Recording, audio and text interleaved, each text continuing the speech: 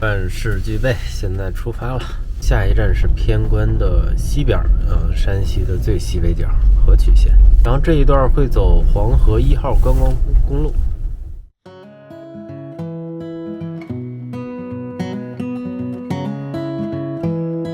你看，它这旅游公路，货车不让进。还是彩色的呢。我们这一次呢会走一段黄河1号旅游公路，山西境内的，然后也会到陕西那一边，包括府谷县那边。沿着这个旅游公路旁边还有这种步行的塑胶跑道，关河口观景台，停一下看看。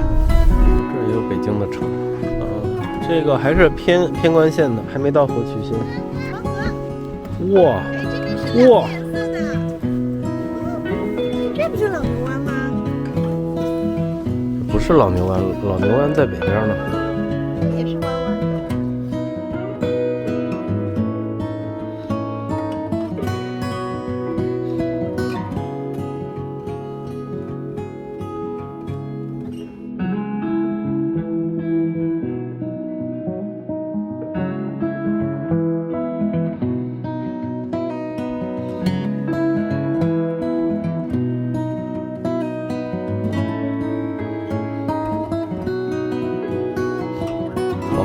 比想象中的要宽很多。对面这个古村呢，应该是没有人居住了，屋顶都是长草，而且好多窗户都比较破败。但这个视野真的非常好，好多是窑洞的。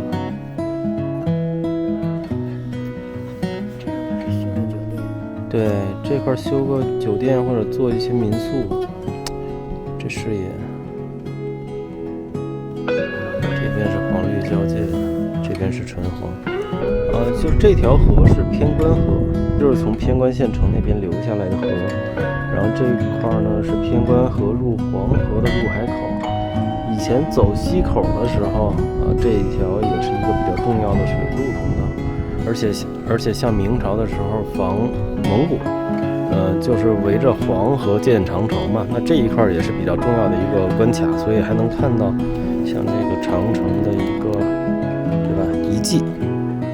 以前呢，就是长城会这样下来，然后兵营就是在这一块，包括水里面还能看见一些城墙的遗迹，这样盘旋下来，然后这边也有长城下来，所以夏天是防河，冬天是防兵。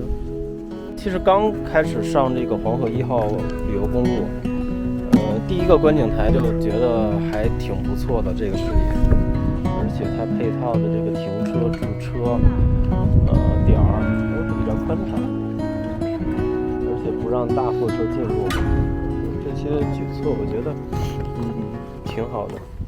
现在虽然是暑假期，但是这个公路上看没有太多人。这黄河1号旅游公路路况非常好，其实骑行也可以，对吧？这边还有骑行的路，骑行散步都 OK。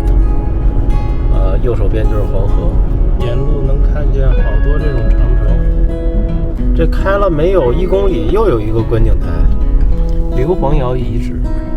也发现一个有趣的现象，就是高德在这一段呢显示是黄色，就拥堵的。实际上这一段都没人。后来我想，主要原因就是这一段呢有好几个观景台，路过的车全停下来，可能系统就判定说这一块是会堵车了。